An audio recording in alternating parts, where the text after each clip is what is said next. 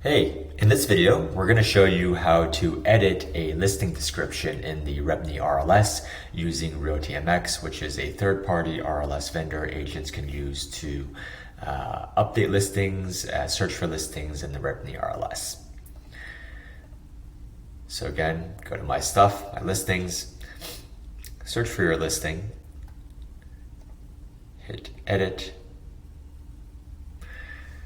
and then scroll down to where the listing description is. You can widen it out as well. And then what we recommend is select everything, delete it, and then go to your new listing description. So for example, if you're on Freshdesk, copy the new listing description in its entirety, and then Control V or paste the new listing description here. And then after you have done this, hit OK. Update, and then you can see in this page that the listing description has been updated, and furthermore you can even see down here this sort of audit trail that the description was updated at what time and date. And that's it.